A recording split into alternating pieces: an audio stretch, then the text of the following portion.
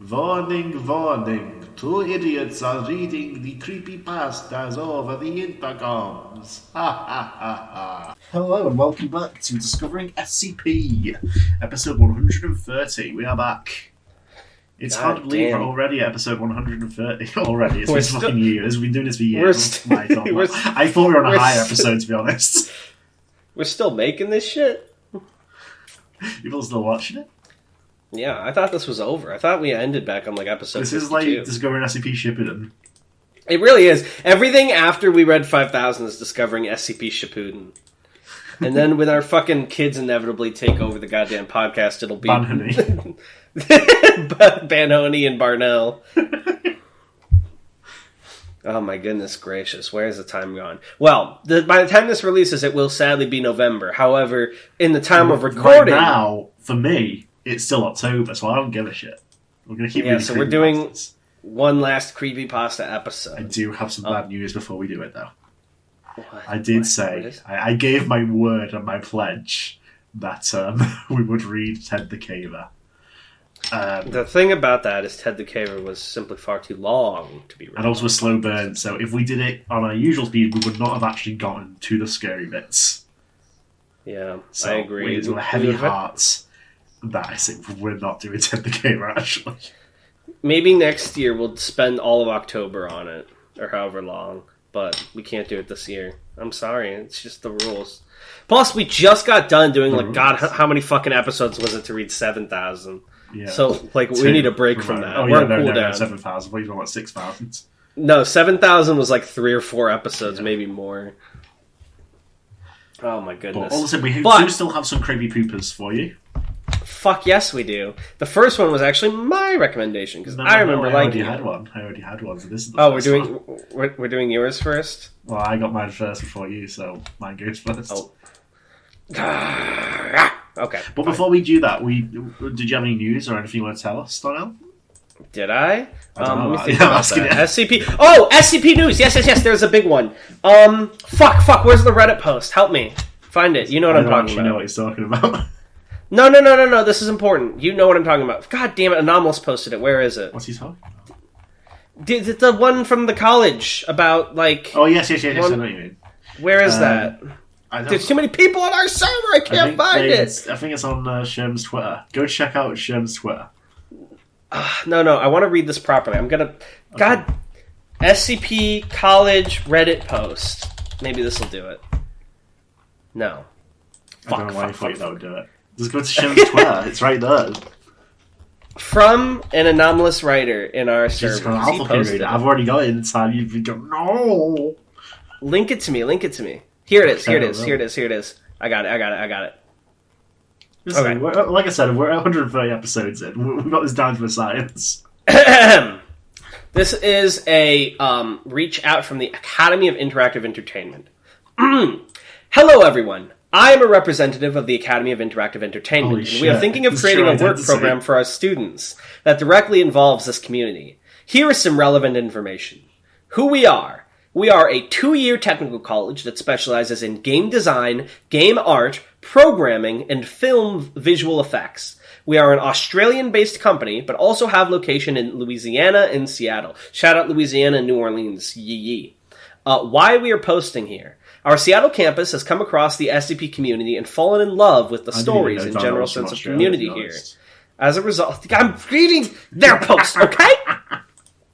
As a result, we would like to work with content creators in the community in a sort of work program with our students.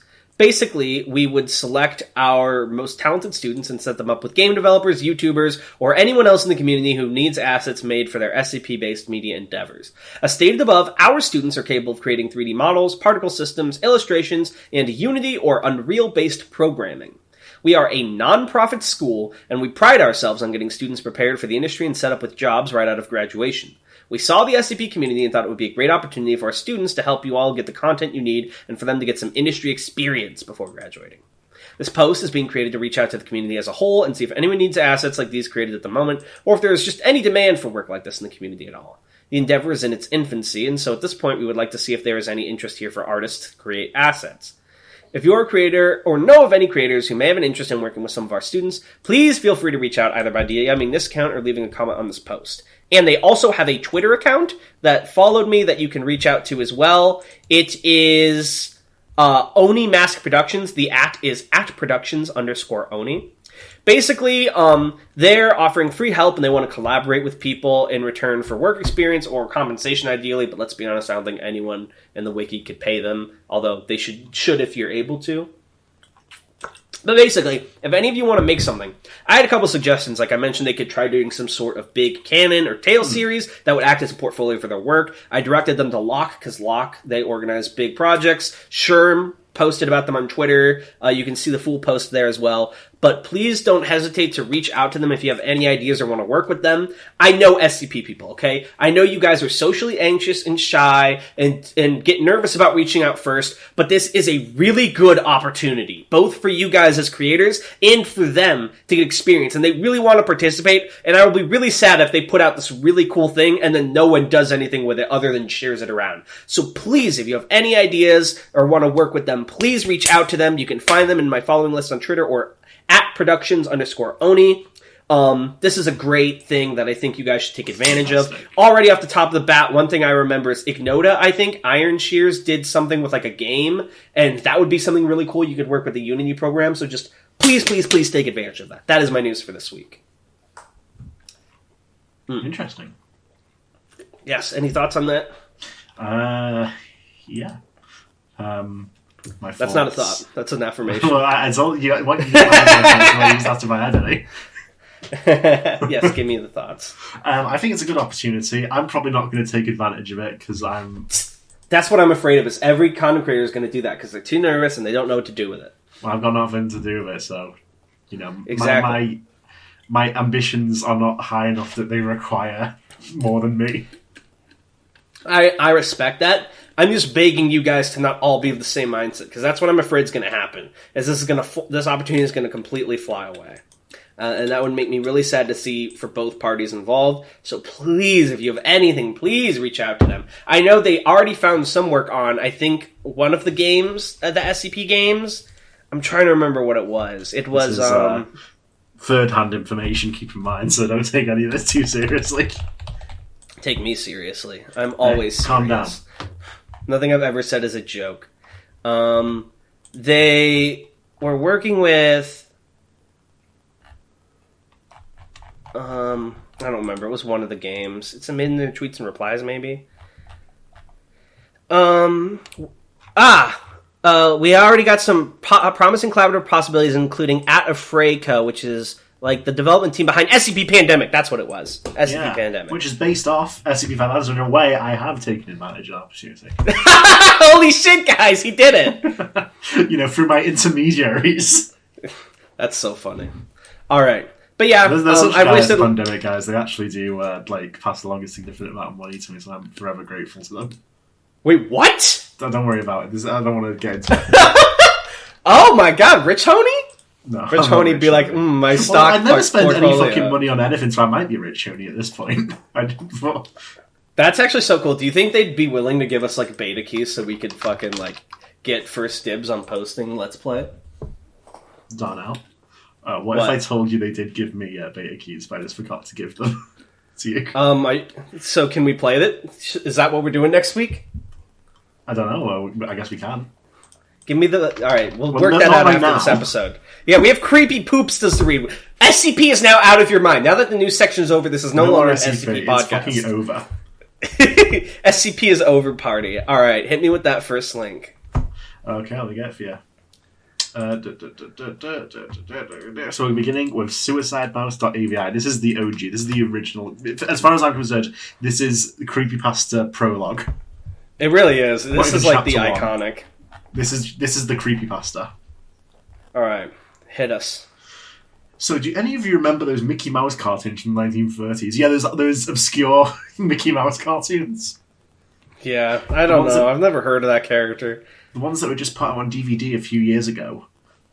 This reminds me. Sorry. I had an idea the other day when I was playing Villainous. I was like, they should have an end game for Disney where like all the Disney villains get together and like fight. And someone said there was like an episode from a TV show that did that, but I don't remember what it was called. But like, you know what I mean?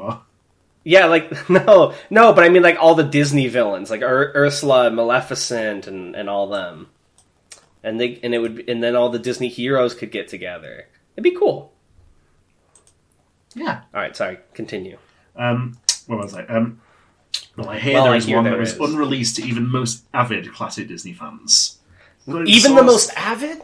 Even me, a Disney adult. That's surprising to me, because have you seen the most avid classic Disney fans? Yeah, they would have Suicide Mouse. They go into like fucking Disneyland abandoned core and pry loose Buzzy the animatronic. They know about Suicide Mouse. They would hold the CEO at gunpoint and say, "Where is Suicide Mouse?" I can take it. I'm different. According to sources, it's nothing special. It's just a continuous loop, like Flintstones, of Mickey walking past 6 buildings that goes on for 2 or 3 minutes before fading out. Unlike the cutesy tunes put in, though, the song in this cartoon was not a song at all. Just a constant banging on a piano for 1.5 minutes before going to white noise for the remainder of the film. It wasn't the jolly old Mickey we've come to love either. Mickey wasn't dancing, not even smiling. Just kind of walking as if you and I were walking, with a normal facial expression. But for some reason his head tilted side to side as he kept this dismal look. That's how I walk. Damn. Tanhony.avi. I'm burying my soul here, he's making jokes. Up until a year or 2 ago, everyone believed that after it cut to black, and that was it. When Leonard Maltin was reviewing the cartoon report in the complete series, he decided it was too junk to be on the DVD, but wanted to have a digital copy due to the fact that it was a creation of Walt. When he had the digitized version up on his computer to look at the file, he noticed something. The cartoon was actually 9 minutes and 4 seconds long. This is what my source... Okay, this pisses me off because this idea, right, is that no one stayed 3 extra minutes after the black screen. No one ever walked away while it was on. Why do people think it's like 3 minutes, though? Like, specifically? Because that means because it cuts to black... leaves the room 3 minutes in. Yeah, exactly. Like, so they say the original was 3 minutes, and then it's not till the 6th minute it starts up. But even on original film, there would be a noise when the film's done reeling, so they would know there's still film left. This pisses me off already. It was just that boring, I guess. Yeah, they were like, all right, we're done with Mickey walking. Like, fuck you, Mickey. This is what my source emailed to me, in full. He is a personal assistant of one of the higher executives at Disney, an acquaintance of Mr. Maltin himself. Mr. Maltin? Who's that? After it cut to black, it stayed like that until the 6th minute, before going back into Mickey walking. The sound was different this time. It was a murmur. It wasn't a language, but more like a gurgled cry. As the noise got more indistinguishable and loud over the next minutes, the picture began to get weird. The sidewalk started to go in directions that seemed impossible based on the physics of Mickey's walking, and the dismal face of the mouse was slowly curling into a smirk. Just like Skipper. On the 7th minute, he used heartbeat freedom. The murmur turned into a blood-curdling scream, the kind of scream that curdles your blood, and the picture was getting more obscure. Colours were happening that shouldn't have been possible at the time. Mickey's face began to fall apart. His eyes rolled on the bottom of his chin like 2 marbles in a fishbowl, and his curled smile pointed upward on the left side of his face.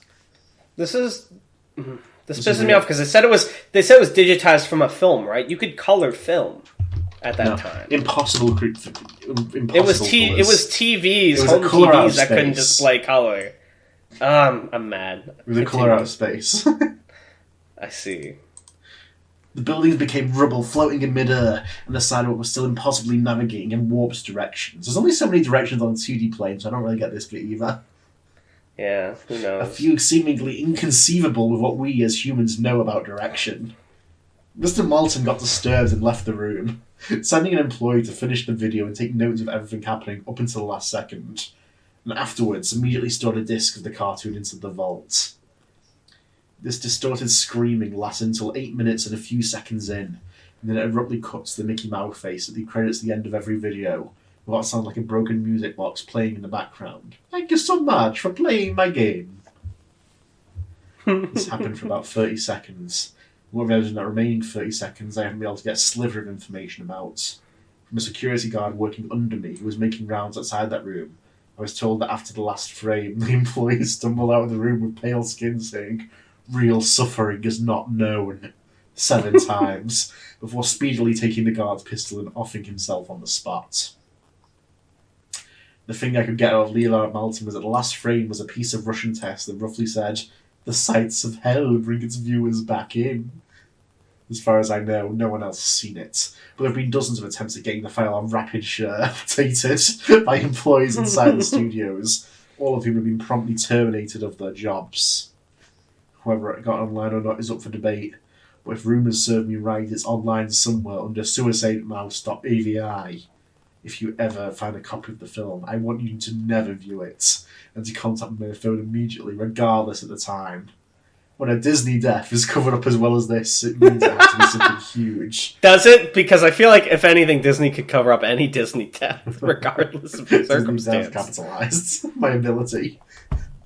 Oh my god. Get back at me, Theodore Roosevelt. I've yet to find a copy of this, but it is out there. I know it. In the last 30 seconds, Mickey Mouse looks at the camera and says, "It will get worse."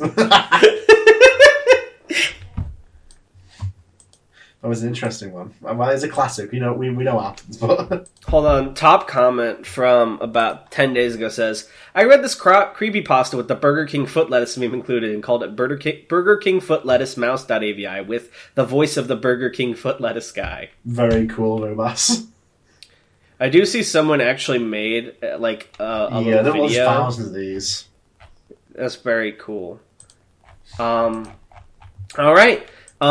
This on its own is not impressive whatsoever, but I do think it's cool. It inspired a lot of people to do... Yeah, and it inspired a lot of people to do their take of an actual suicidemouse.avi. So all the power to you. All right, are we ready for the good one now? Sure. I'm talking this one up, but I'm going to... Come back to me at any point. Sure. I'm going to feel bad if this one's not as good as I remember, but I remember really... I don't know this one at all. So I listened to this one a while back when I was in the creepypasta stuff, and it got me on a kick of reading ritual creepypastas, which is stories designed as instructions to a game. You did an SCP that was really similar. Yeah, the roundabout game. They very much based off these. And I've always very much liked them. However, it's very hard to do them well. And this one I thought did it pretty well. I do. Every time I read one, I do it in real life and nothing fucking happens. So because they're all fake. All right, get ready. This one's fairly long, but I think it should fit within our hour time frame. It's not unduly long. Okay.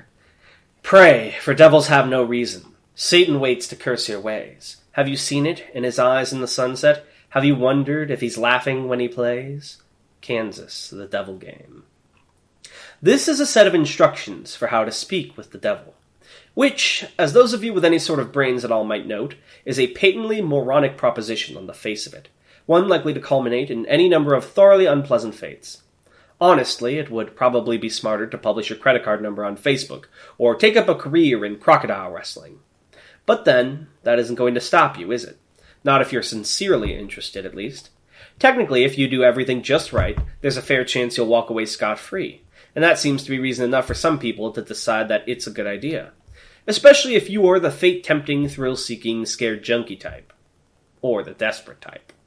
Which brings me to a point of clarification I ought to make. This is not a manual for making any kind of Faustian bargain. You know, the whole sell your soul type of deal. Although if you happen to bring it up in conversation, he certainly wouldn't be one to refuse. Following through with such a foolhardy bargain, however, would necessitate removing some of the protections which you will put in place for your conversation, and I don't think I need to spell out for you why that would be a bad idea. If you're really mathematically impaired enough to want to trade something that will last an infinite number of years for something that might last about 90 tops, there are plenty of other rituals out there for you to follow. This one, if performed correctly, should only allow the two of you to talk.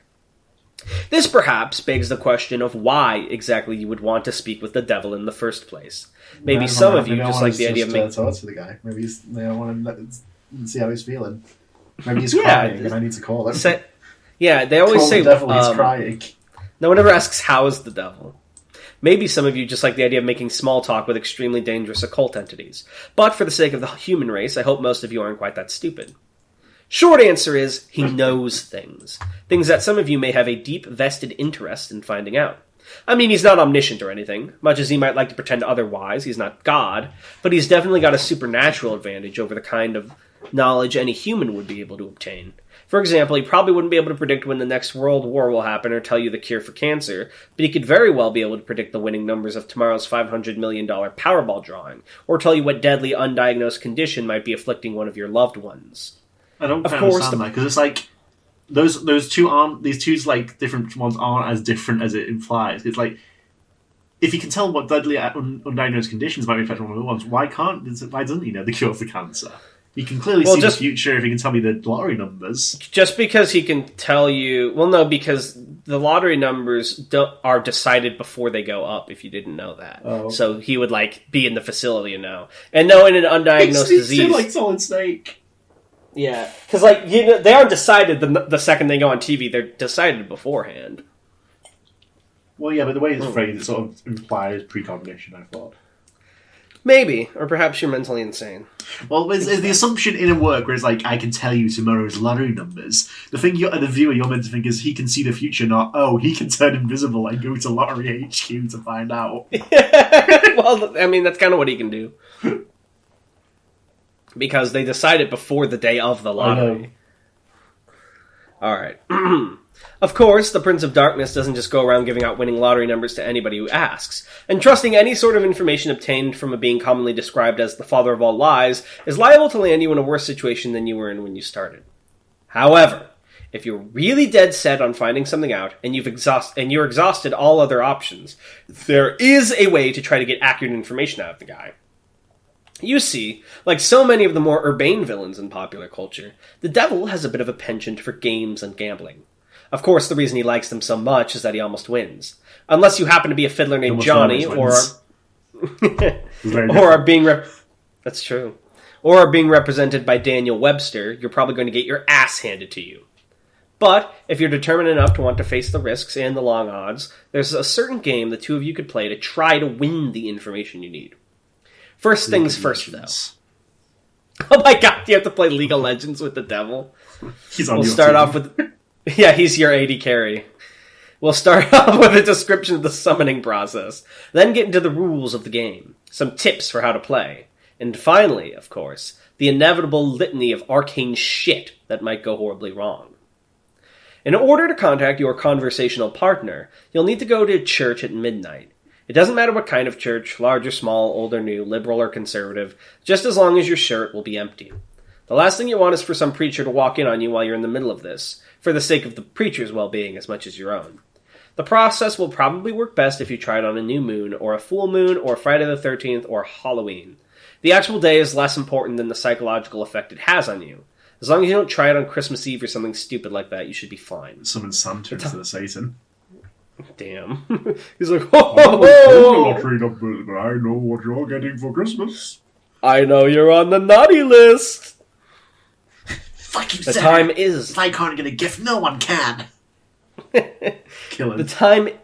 Oh my god, you wouldn't dare. Hey, don't kill Santa. Do you think you can stand against me? Do you know Tim Allen rules? If you kill Santa, you have to be Santa. Exactly. The time is important, though. You don't have to start or end your ritual at exactly 12 a.m. Greenwich Atomic Time or anything. But as a general rule of thumb, you ought to show up a bit before midnight and have everything set up by no later than 10 or 15 after. Show up a lot before midnight if you don't know how you're going to get in. Shockingly enough, most houses of God do tend to lock their doors at night, at least if no one's there to watch over them. And remember, we want empty. Got it? There are, of course, certain things you need to bring and certain things you can't bring. For this ritual, you will need a full can of salt. You won't need to use all of it, but it's always better to have more than you need than to have less. 7 candles, red or white being preferable. Something to light the candles with. You would be shocked how often people forget this. Occult ritual or not, they aren't going to magically light themselves. A length of... Got 'em. A length of red string, rope, yarn, or thread. A full-length floor or wall mirror. Ideally, you'll want to find one of these already present in the church. They're a bit unwieldy to be lugging around with you during a break-in. However, if there really aren't any there, you'll have to bring your own. You might also find it useful to bring some markers, pencils, paper, a flashlight, and any sort of tools that might be necessary to secure your entrance into the church. You will not be permitted to bring in any electronic or timekeeping devices. This includes all cell phones, smartphones, tablets, e-readers, MP3 players, PDAs, calculators, wristwatches, pocket watches, kitchen timers, hourglasses, etc., etc., etc. Seriously, it is worse than the SAT. If you're one of those people that has your smartphone practically wired into your brain, don't worry. You can bring those things with you to the church as long as you leave them outside the room in which you will be doing the ritual. If you brought a flashlight, helpful for finding your way around without attracting unwanted attention, leave that outside too.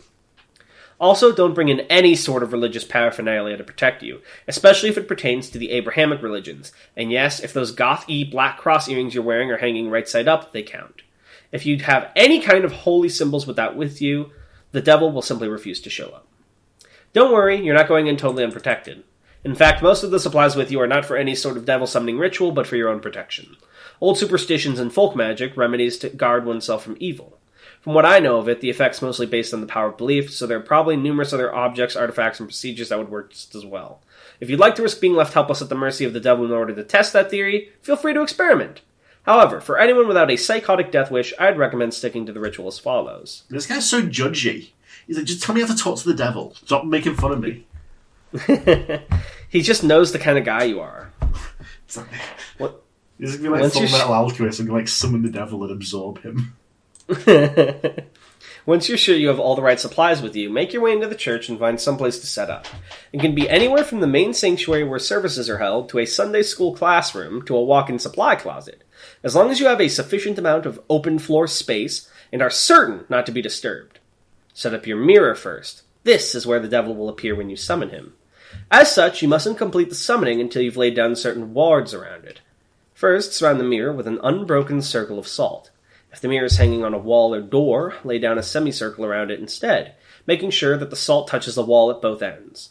Then, wrap your red string around the mirror several times. The color red, especially red string, is symbolic of protection in the folklore of many cultures and religions. This is also why red candles are a good idea. Speaking of the candles, set them up around the outside of your circle or semicircle of salt, spaced at relatively even intervals. No, you do not have to get out measuring tape and make it exactly perfect, but do at least try to make it look as if though it was set up by someone old enough to be trusted with matches. Light the candles in a clockwise fashion, being careful not to disturb the salt. If you break the circle, you'll have to start all over again. Once all of the candles are lit and burning strongly, your protective wards are complete. You are now ready to proceed to the actual summoning. To do so, you first must get the devil's attention and demonstrate your resolve by performing some sort of sacrilegious act in the holy space. Turning a crucifix or cross upside down is fairly conventional, but it's not the only option. For example, I know of a kid who once fulfilled this requirement by scribbling obnoxious graffiti all over a painting of Jesus hanging in his Sunday school classroom. The nice thing about turning a cross upside down is that once you've finished your encounter, assuming you've survived it in one piece, you can just flip it right side up again and no one's the wiser, sidestepping the relatively minor but still irritating risk of having your Sunday school turn into a reenactment of the Spanish Inquisition for the next month and a half. After you finish doing whatever offensive thing you decide on, shut all doors to the room and turn off all of the lights so that the space is lit only by the candles. Face the mirror and stare deeply into it, concentrating on your desired outcome.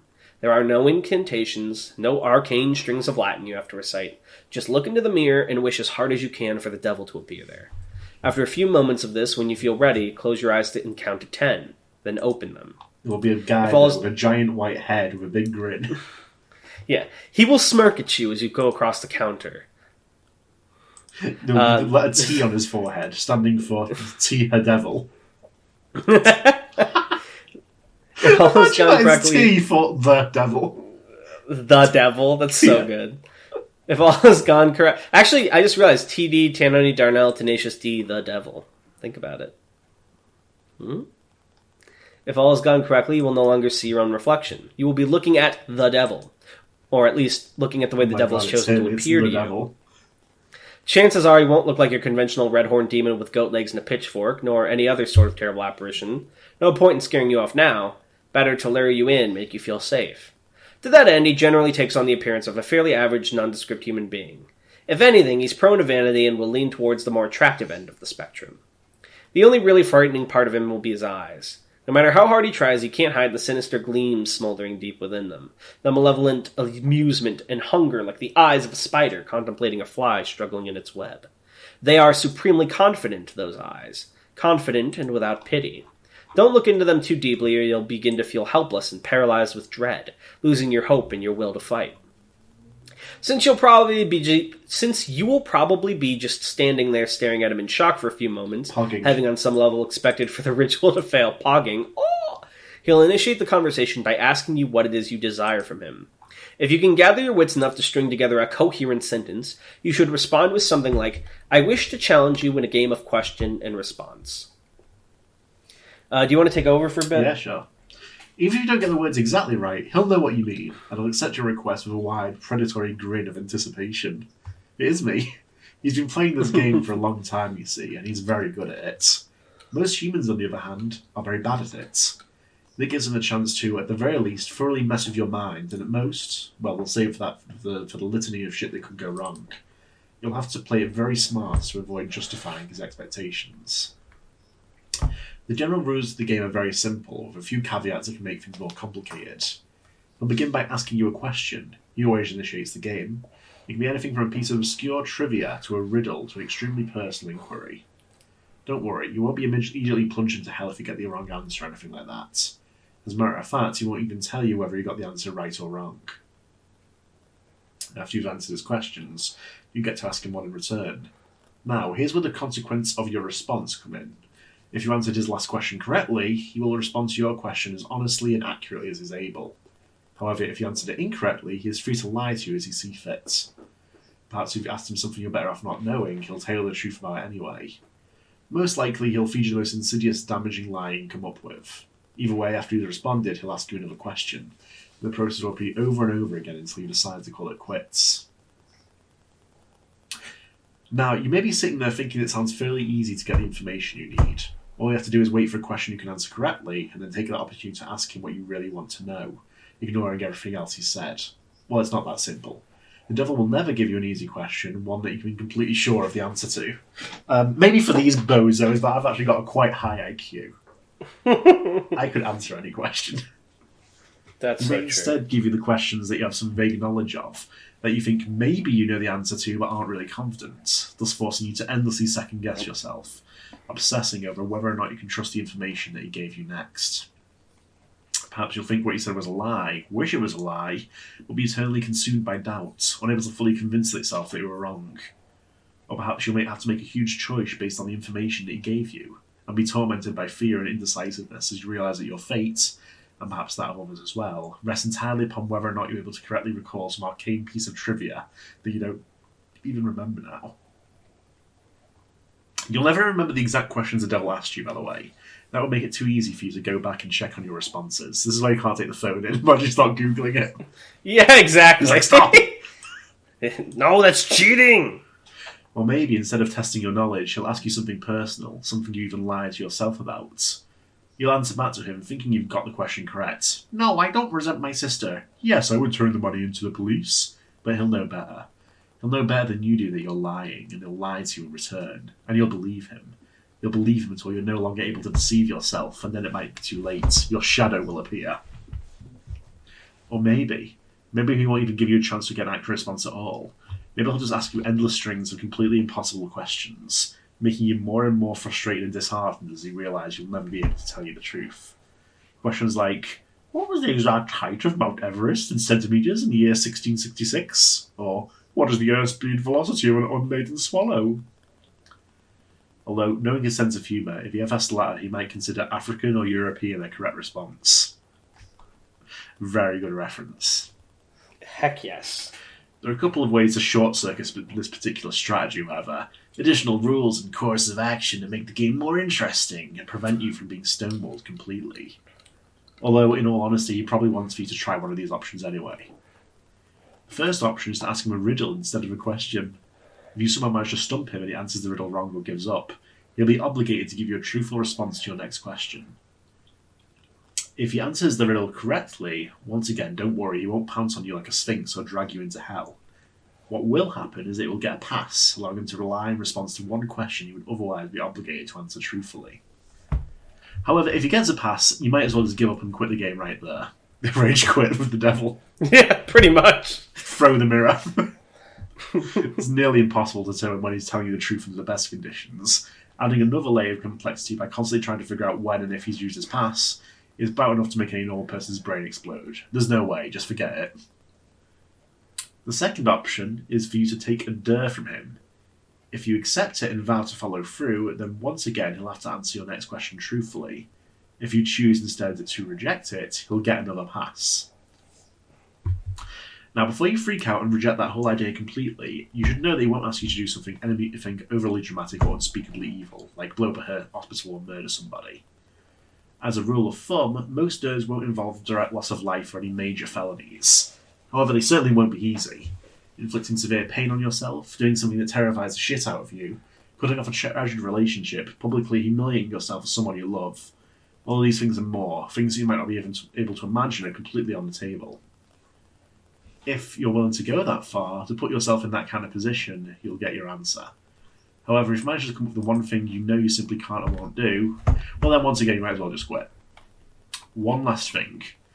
Don't think you can just tell him you're going to do something and then not do it. If you accept a dare and then don't follow through with it, well, let's just say there will be consequences. Just suck it up and keep your promise, no matter what it was. Trust me, you're better off that way.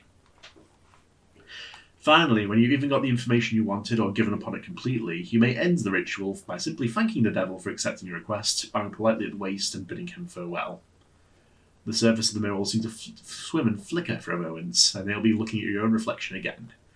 Only when you're absolutely certain that you're looking into your own two eyes, again, where you turn away from the mirror, flick lights back on, and begin dismantling your protections.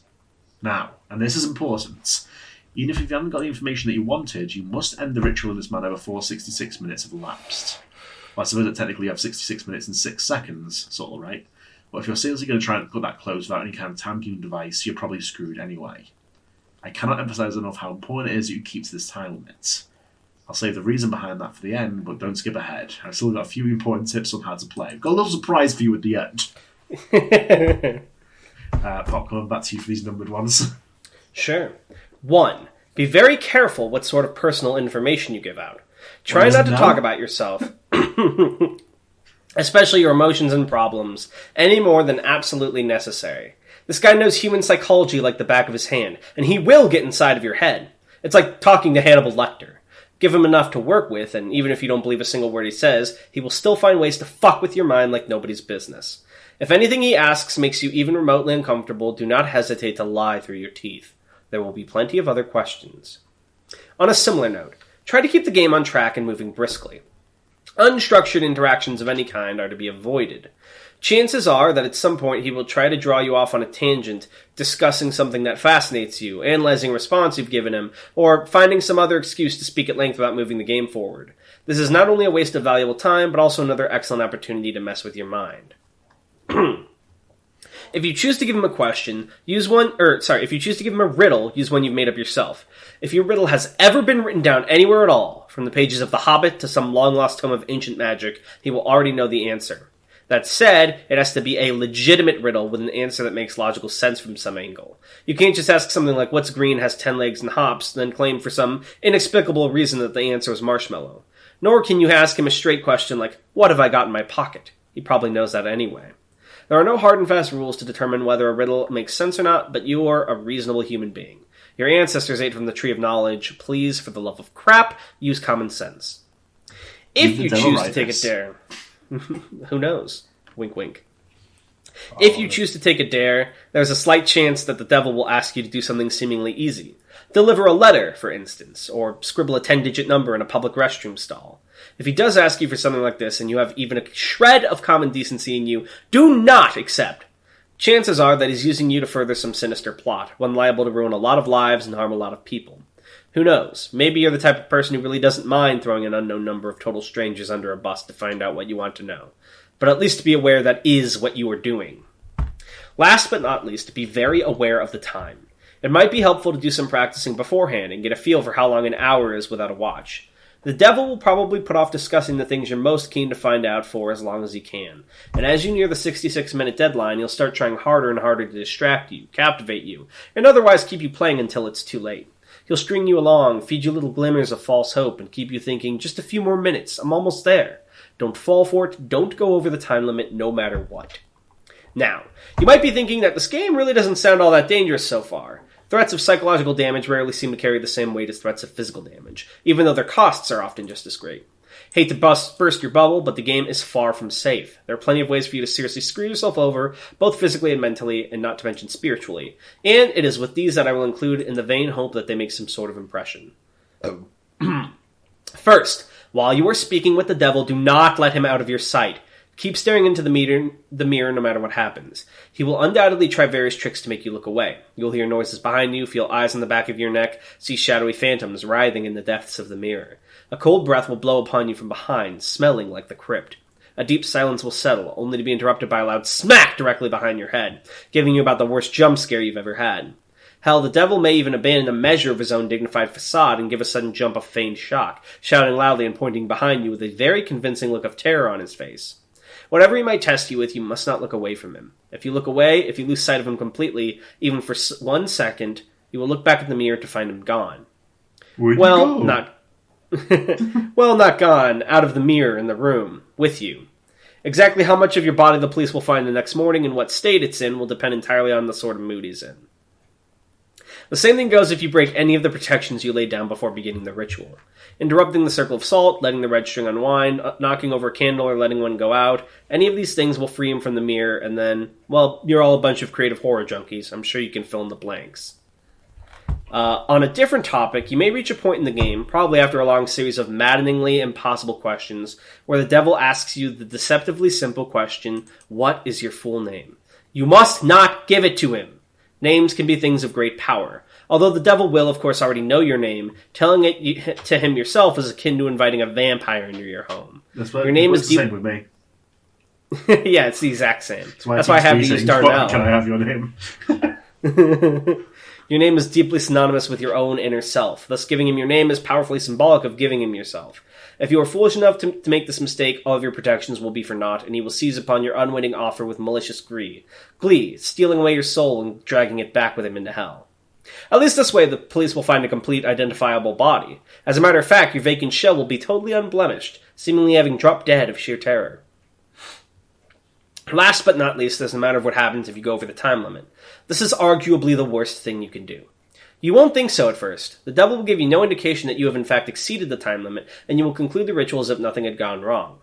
Perhaps, as the devil's image in the mirror trembles and gives way, you'll see a particularly nasty, triumphant smirk flash across his face. But this will be easily dismissed as your imagination. You'll turn the lights back on, gather your belongings, and go leave the room. But when you open the door, you will see nothing. That's right, nothing. Just a flat white void extending infinitely in all directions. Only the room which was reflected in the mirror will now exist. Popcorn. Incidentally, if you turn back around to face the mirror again, you may catch a last glimpse of your own reflection. Perhaps it will even turn and favour you with a smirk and a cheeky wave before sweeping out the door into the perfectly normal church hallway outside. As you may have already figured out, you yourself are no longer in the church.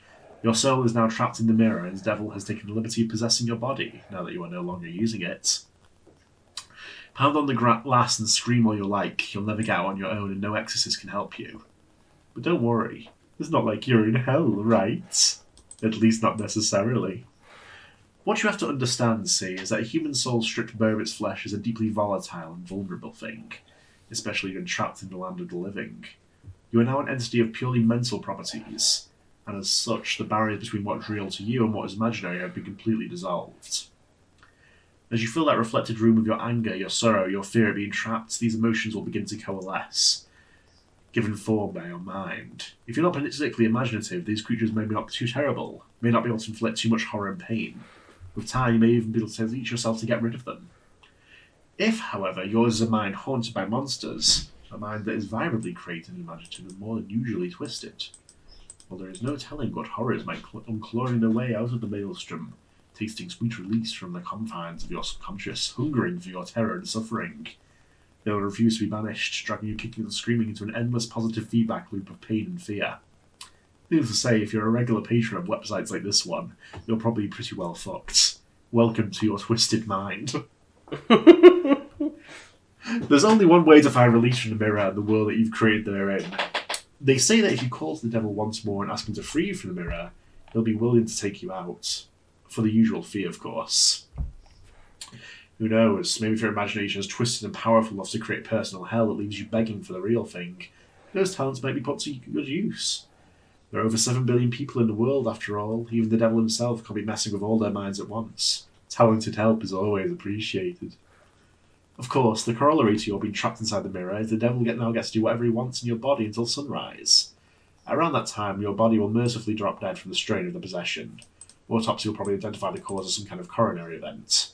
Don't get too relieved, though. He's perfectly capable of stirring up plenty of trouble in those few hours. For instance, you may decide to do something big and dramatic, like purchase a large meat cleaver and go on a murder spree like he buys it. Starting with the names in your address book and working his way out to complete strangers if he has time. Or perhaps he'll focus on only one person, someone who trusts you completely, using your persona to get them alone and vulnerable, and then, well, no need to describe it here. Once again, I'm sure you can think of a few things. Starting to see why I called this the worst outcome yet? Of course.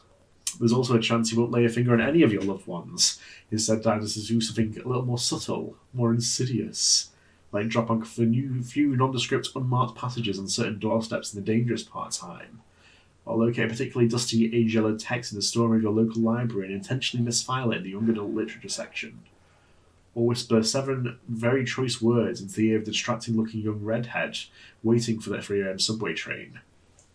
Or maybe he'll decide that, in this age of waning superstition, not enough people are getting interested in his games, and the knowledge of them is dangerous of being lost. Maybe he'll decide he needs to get the word out a bit more, do a bit of networking, attract some new suckers, challengers. Maybe he'll take a quick peek at your browser history, see what impressionable, curious minds are hanging out these days.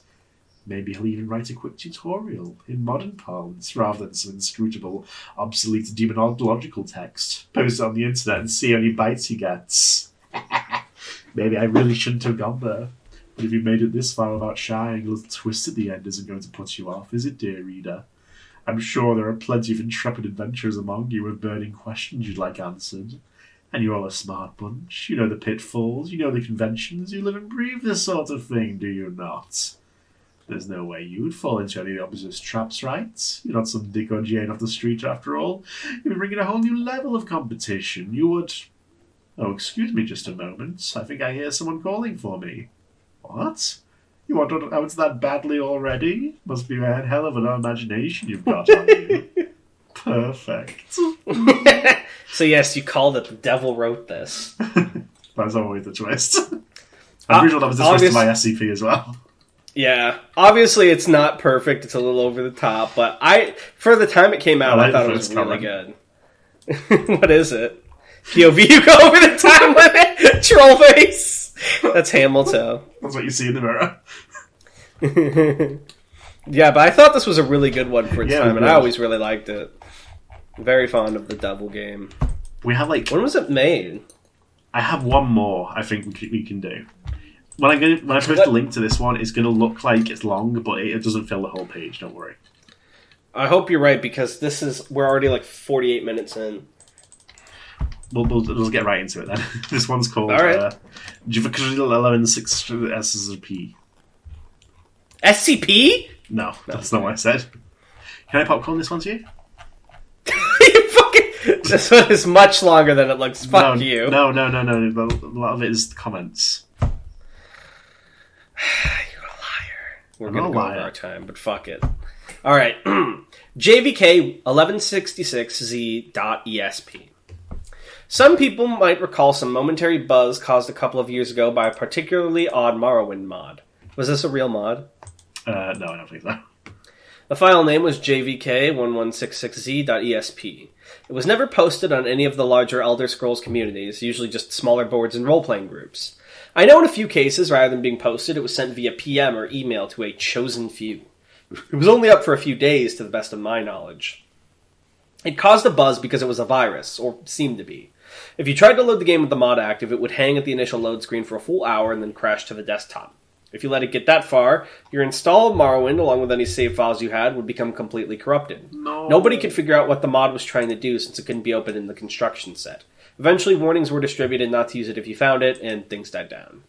About a year later, in a mod board I used to frequent, someone popped up with the mod again. He said he was PM'd by a lurker who deleted his account immediately after sending. He also said that the person advised him to try playing the mod through DOSBox. For some reason, this worked. Sort of. The game was a bit laggy, and you couldn't get into options, load game, the console, or really anything else other than the game itself.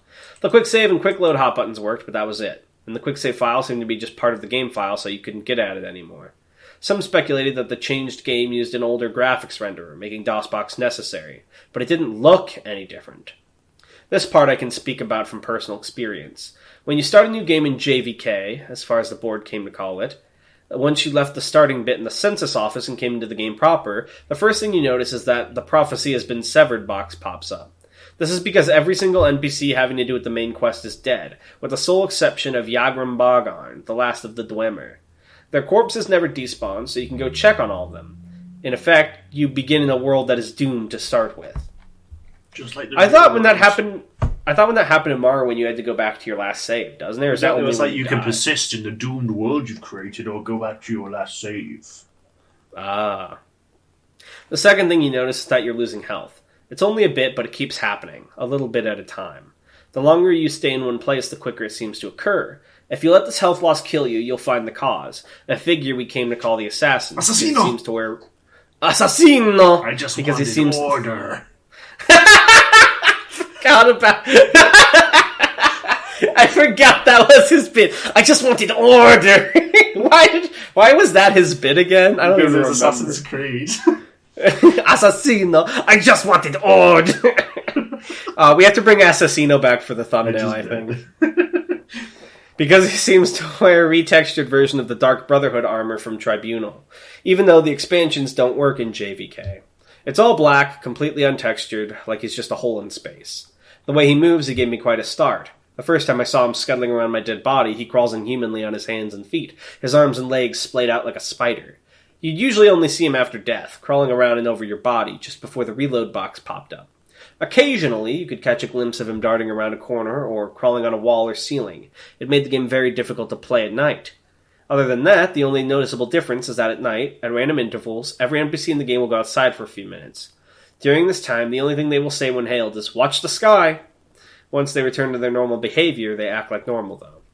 After a while, a player on the board discovered a new NPC named Tieres, a male Dunmer in the temple at Ghostgate. Two things are notable about this NPC.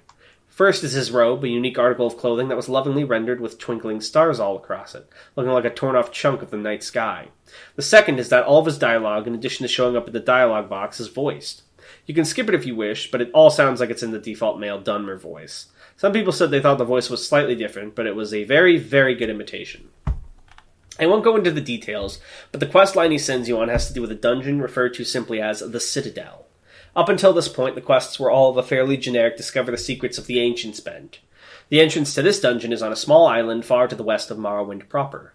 I eventually discovered that if you used a scroll of Icarian flight at the westernmost point of the main landmass and jumped directly west, you'd end up almost exactly at the island. Popcorn.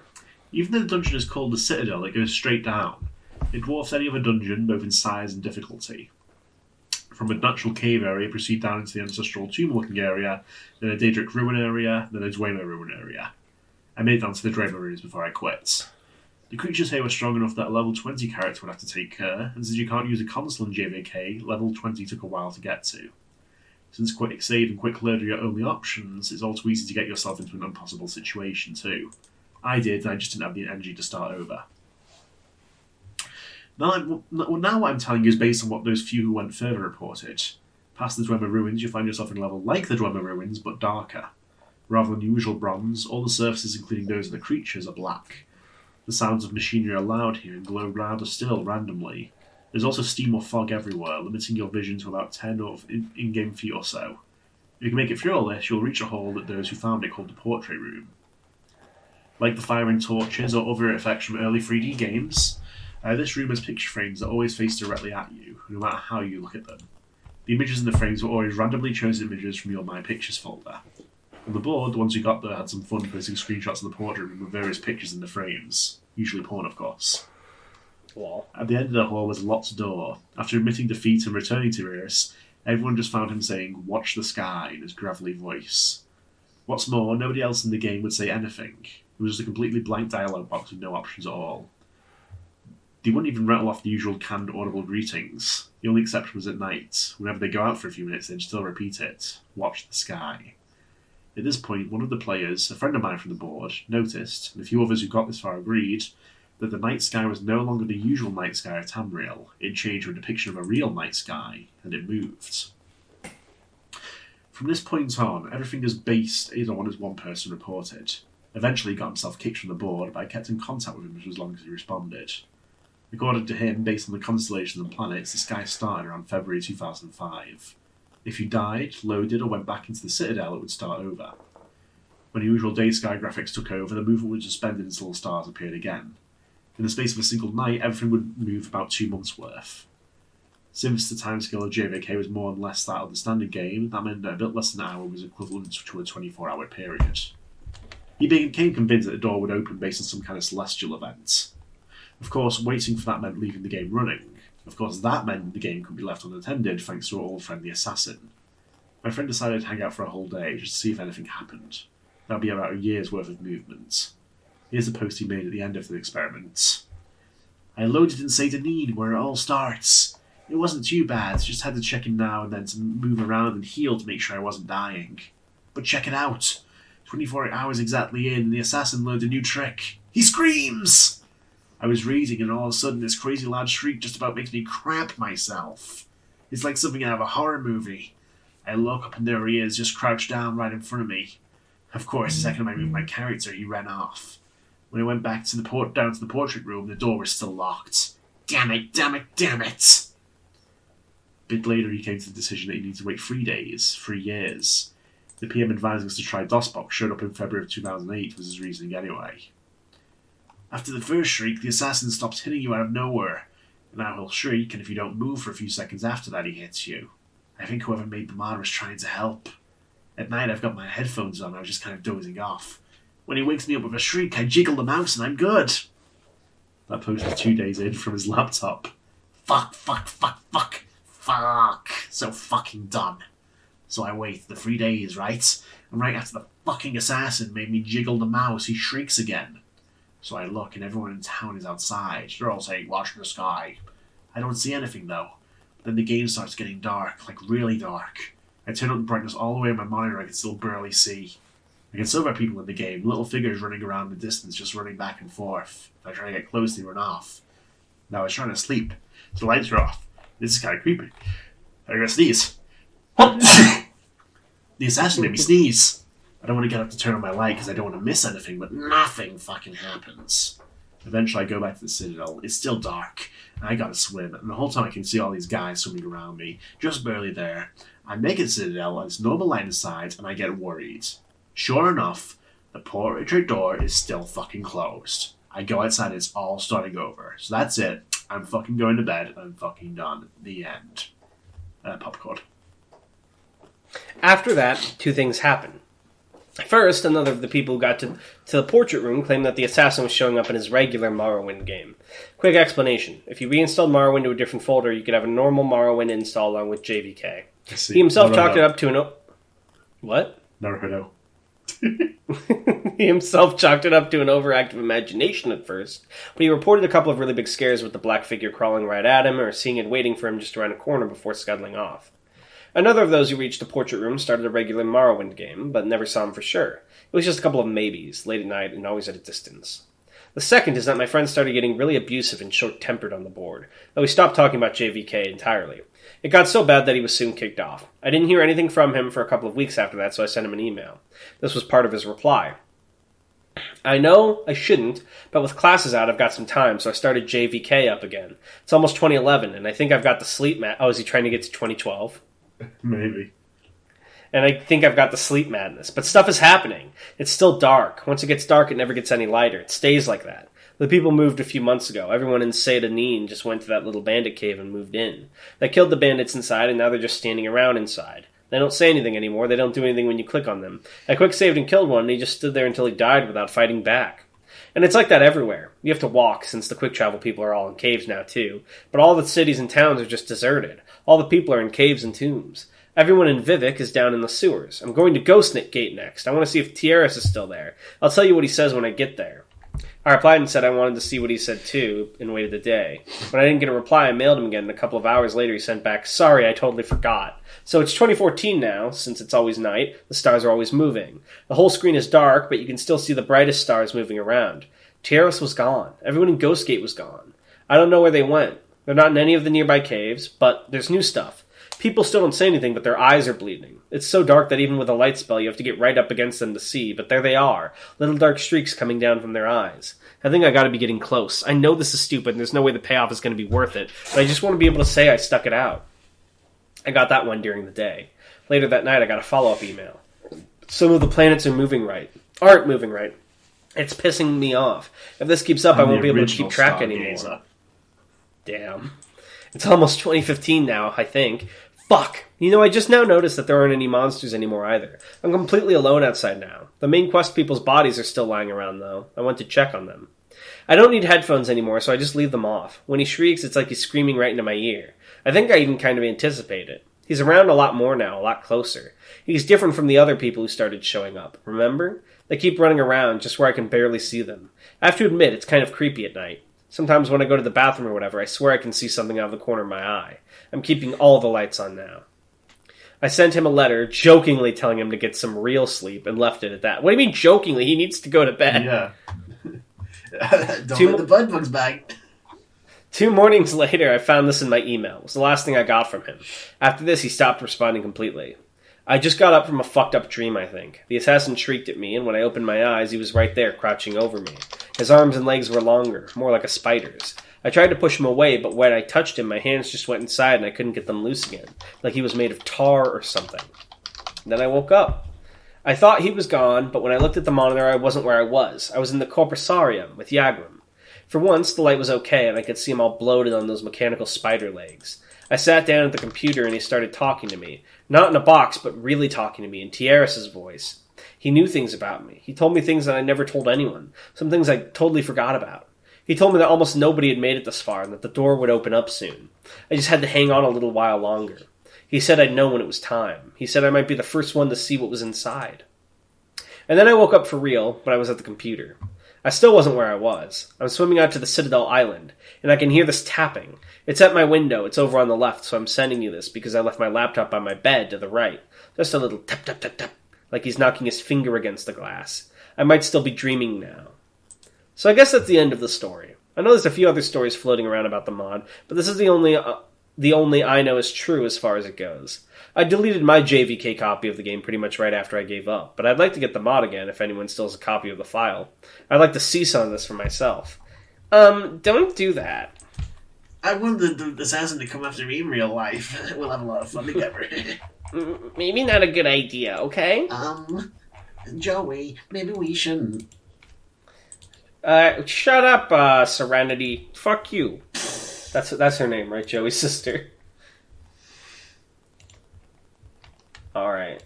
Here we go. You ready for some comments? Yeah, absolutely. Give me some comments. Alright. First from Agi, we have, can't believe we lost Darnell to instant death disease. RIP. I got better. I'm here, right? Really? Check your organs. Oh, God damn it. Alright, the next one is from 3 Yellow Arrows, a.k.a. Crowcat. He says, oh shit, you guys are going to read Ted the Cave. No. It's one of the best horror stories on the internet, and it would also be a terrible choice for the podcast, LMFAO. It is a slow burn story, and also quite long, so I don't know if you'd get the creepier stuff in a single episode. But I look forward to listening to you guys in any case. Also, there seems to be some disease going around on my campus. Everyone who gets it has all their organs disappear. Huh? Someone just slipped a note under my door. It says something. Instant death disease? And then Comedy Man Kelp says, that just happened. It's implying, of course, that Comedy Man Milk is the one that slips underneath the door. Got him. What an evil little fellow. This is my finest comedy. Oh, this one might be the best. Sobek says, sorry, not going to care about instant death disease. Hearing the key in the door every evening was my own creepypasta for 20 years. That's really good. An anomalous writer says, I can't believe instant death disease results in dying. Also, big sad Darnell has abandoned us. Frowny face. Yeah, I came back. Episode, I'm really sorry. I just had to get a little bit of milk, okay? Milk and cigarettes. I just summoned him from a mirror so we could do the podcast. Yeah. Oh, by the way, Tanhony, how long's the recording been going for? Oh, no! 64 minutes. Yeah, you better wrap this up quick. Guare SCP says, I repped to Darnell it will get worse in instant death disease a long ago, so it is nice finally seeing them here. I can't wait for your last Halloween episode. This month has been really fun. Yeah, I agree. These 50 days have truly been fun. They truly have been fun. Dinkeldang says, Mr. Bloodshine is a menace. I opened up Wii Sports, and Mr. Bloodshine and Wii Boxing kept knocking me out and emoting over my limp body. That's so scary. Comedy Man Kelp says, another great episode, guys. Tan and Darnell's chemistry was excellent. The stories were all engaging, and the commentary was hilarious and on point. I was not present in the Dealey Plaza on November 22nd, 1963. Keep it up, fellas. Why did he do this? I don't know. That's probably a reference to, what is that, Watergate? I don't know what Dealey Plaza is. Yeah, I don't think it's a reference to Watergate. What is it? I'm looking it up. It's where JFK was assassinated. Oh, shit. Steve-O-esque says, so in the last story, the guy's in the hotel. There's no TV and he avoids the radio. He just heard a report in the car about people dying in pain. Fun episode, guys. Going through the worst usually makes you appreciate the best. So true. JT left a really long comment, but how about you read it? Okay. Commenting this at the Dota 2 International. It's pretty epic, but I still gotta do my DSCP comment. Real one. In the future, if you were at like a cool event like that, do not feel the need to comment on the DSCP episode. Enjoy the event to the fullest. The real Halloween were the friends who made a longer way, for real, until Aaron Yeager kills Disney or something. What do you mean by this? I've actually never really interacted with Halloween culture until recently. Since I'm not a Halloween party person in my teens, I would just play Overwatch with my friends. But now that I'm less of a wuss, I'm appreciating spooky things more. I know you guys hate SCP, so I'll recommend some horror comics. Hell yeah. All of these are on Webtoon and are generally less well known. Stagtown by Punko Pop. The stories of a girl who returns to her creepy hometown while she talks about her weird experiences. Nocturne by Fia. An anthology of non-connected creepy stories. This one does body horror very well. Both of these are very Junji Ito type stuff, and the art in both is really good. I highly recommend. Speaking of recommend, I'm listening to Pretending to Be People soon. Have a spooky time, guys. Smile. Do that. Listen to Pretending to Be People. It's so good. Also, it's been over 66 minutes, 16 seconds. No, my body. I can't wait to do such sin. Is so rich, the demons are getting me. Hold on. Queen Elizabeth is already dead. Who's next? You fool. I have a good imagination, but it's positive, so I'm just going to make servants. Nice. I'm going to make Paradisus. I'm going to become a mirror creature. And then lastly, Orchid Stream says, poor Yoshi getting muscle cramps. I know that feel, bud. Anyways, can't believe we only have one more creepypasta episode left, and then we'll be back to the inferior SCPs. But all good things must come to an end, and all good things require suffering. Don't be sad that it's gone. Smile, because it happened. Yeah. Alright. Well, guys, I had a lot of fun. I'm going to miss creepypastas, but they will be back next Halloween. So go back to recommending SCPs, which we won't read, because Tan will pick some out at the last minute for us. Thank you. Yes, thank you. I'm very excited, to see some SCPs again with a fresh mind. I feel like I got a refresh over October. I will see you guys next time. Bye. Bye.